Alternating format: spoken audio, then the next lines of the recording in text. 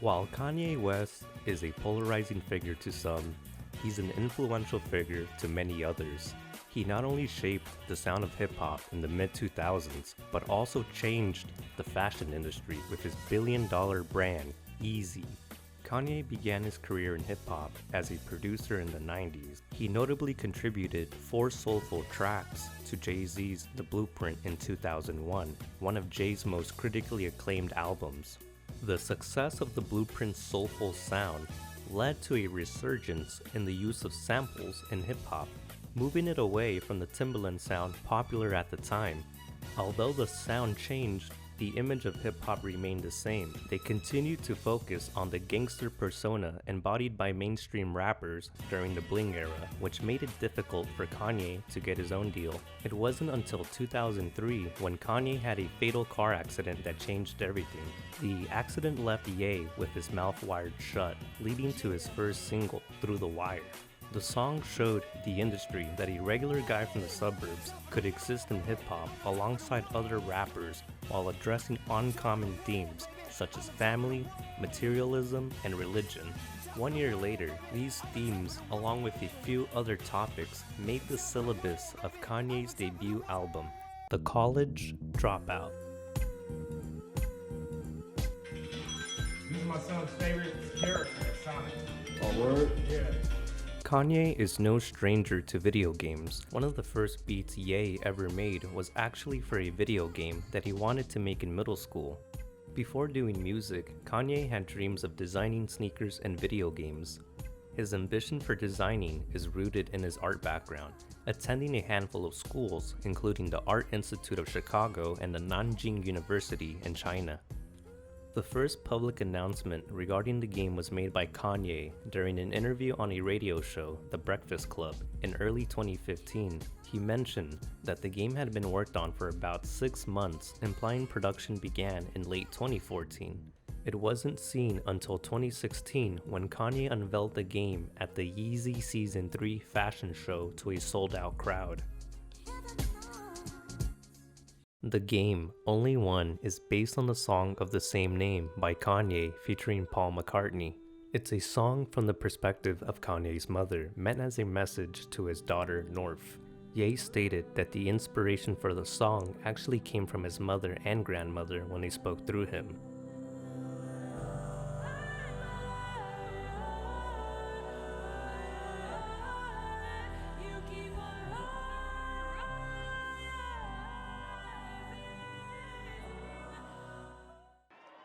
That's not easy to do, man. Y'all just be acting like shit is regular, man.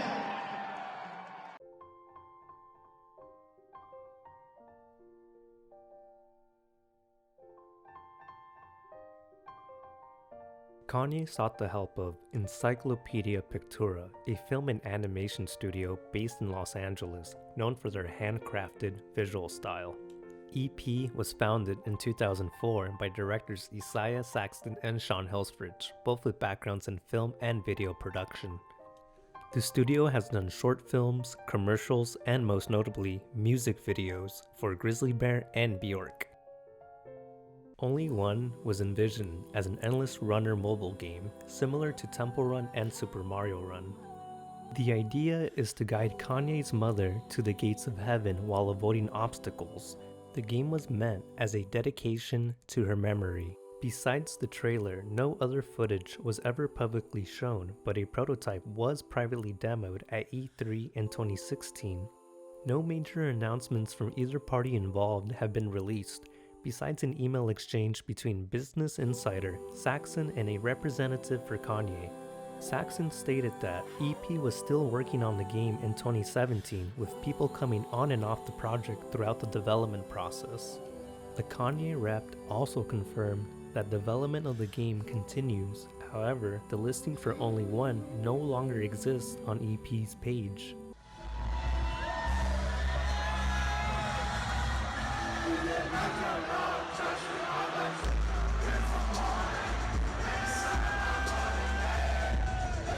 A source familiar with the project also told Insider that funding had fallen through, and the game has been on hiatus since the summer of 2016.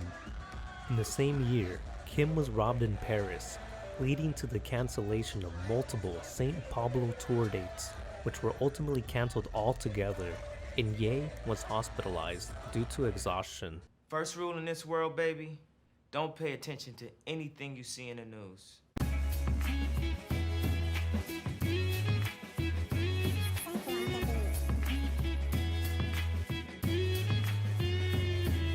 Reggie Fils-Aimé, former president of Nintendo of America, recalled on the Talking Games podcast in 2020 that he had a meeting with Kanye many years ago.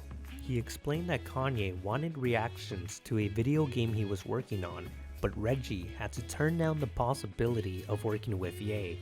Reggie clarified that the opportunity wasn't there because Nintendo had their hands busy with many projects. Keep in mind, this was before the Nintendo Switch, when Nintendo was still dealing with the financial losses from the low sales of the Wii U.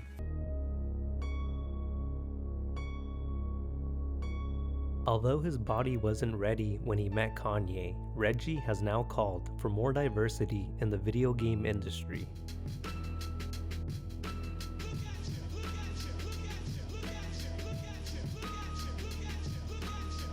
It starts with the people, he said, adding that it drives a breadth and a view that you don't get when you have a more homogeneous type of organization and culture.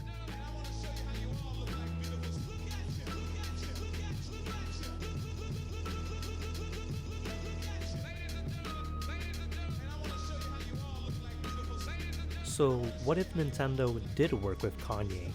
Suppose that Kanye dropped a hit game exclusively on the Nintendo Switch.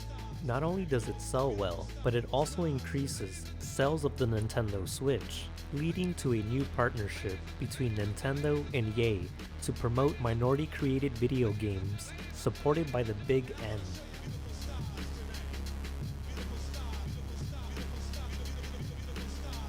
Just like Kanye paved the way for a new generation of rappers, Nintendo could have opened the door for black and minority creative minds in this industry, giving us a new wave of fresh ideas and video games.